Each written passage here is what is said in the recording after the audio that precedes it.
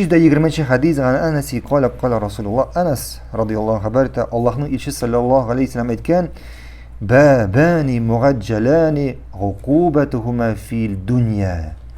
İki bölük günahlara kelgende günahlarını ikiye bölsek iki bölük indi bu dünyada indi onun tezrek şu günahının cezası kele.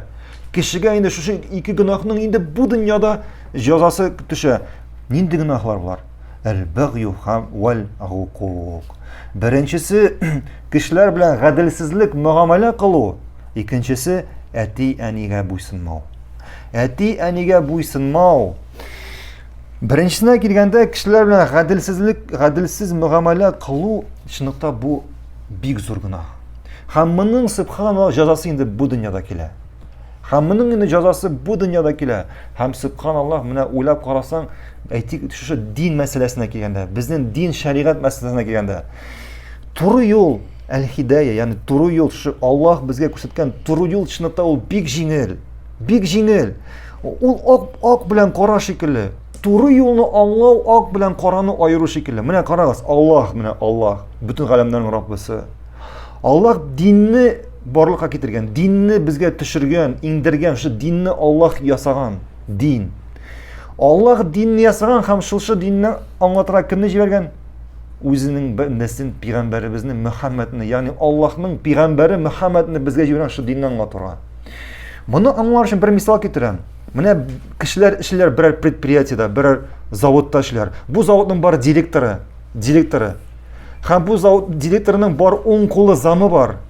10 qo'li ham şu zavodning ishlarına bu direktor zamın jibara bir kunni. Bu zam bütün kishilarni jiyada ayta, "Mana bizning direktorimiz mana shulay ishlarga qo'shdi" deb.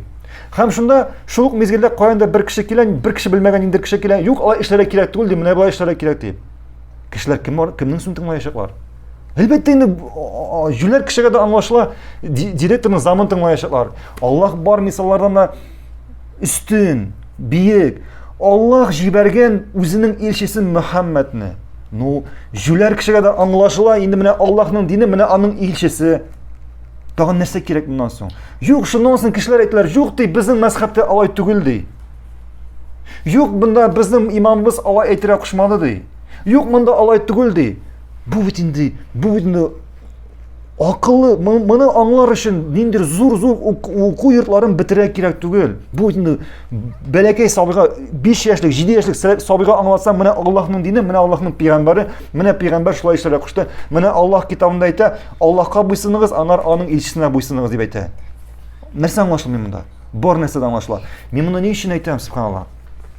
Şu apaşık dinde, din apaşık anlayışlı bulganda, şu dinde bugün adaşkan türkümler var. Kişiler, adaşkan türkümler, türlü türkümler, Allah Teala özü saklasın. Niye sonralar anlamıyorlar dinini? Niye onlar şu apaşık dinini anlamıyorlar? Ne sebep bunda? Bunda galimler zeyte bir neçe sebep. Şu sebeplerin birisi bu zulümlük. Bu kişi kimgadir zulümlük kılgan? Kimgadir zulümlük kılgan? Gailesine, hatınına, bağlarına, başka kişiye. Allah Teala şunun için yiyagın kaplamıyor. Çünkü zulümlük o büyük korkunç günahların birisi. İkincisi, o nindir belekey kişkine günahlarda daimilik yaşay. Yani haman nindir bir günahını, bile bu günahının yaramı ikenin, haman nindir günah kıla subhanallah. Şuna göre Allah subhanahu teala aytıyor Kur'an'da "Felemma zagu azagallahu kulubakum." Ham onlar özleri adaşkandan so'ng Allah onların yüreklerini adaştırdı. Şuna göre zulümlük kılıdan saklanmak gerek. Çünkü onun cezası endi bu dünyada kele. İkinci günah etiyaniga buysunmav. Etiyaniga buysunmav, bunda endi etiyaniga kıyırsılık, yavuzluk, avurluk turunda söz de var mı? Mınsı endi elbette. Şuna göre vallahi mine işittiğiz meni. Karşımda oturasın mı? Eti eniye buysunmayşa, eti eninin rizalığın olmayşa bəxtli bulamay. Bir kişilerin, bunda bir neydi şik de yok. Bir kişi de bəxtli bulamay.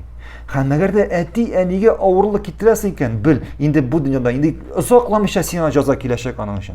Allah indi sana bu dünyada şunun için cezasını ciberecek, eli ahirette bulaşak cezanı isabke almışa. Ahirette bulaşak cezanı iske almış. Şuna göre Әле шуның җәзасының берсе менә бүген әти-әнигә ничек син мөгамәлә кыласың, иртә үзенең балаларын сиңа нәкъ шулай мөгамәлә кылачак. Нәкъ шулай әле катырак та, начаррак та шулай синнән булачак. Әгәр дә әти-әнинең ризалыгын аласың икән, аларны рәхәтләндерәсең икән, иртәгә үзеңнең балаларыңнан иншаллах игелек күрәчәксең һәм Аллаһ Субхану тәгалә дә сиңа үзенең әҗер савабын инде бу дөньяда җибәрәчәк. Баракаллаһу фикум. Шуңа күрә бу ике гөнаһ инде бу дөньяда аның нәрсә? Инде аның җәзасы килә. Шуңа күрә золымлык кылудан, кешегә нинди генә кеше булмасын золымлык кылудан һәм әти-әнигә буйсынмаудан, аларга авырлык китерүдән саклан. Баракаллаһу фикум.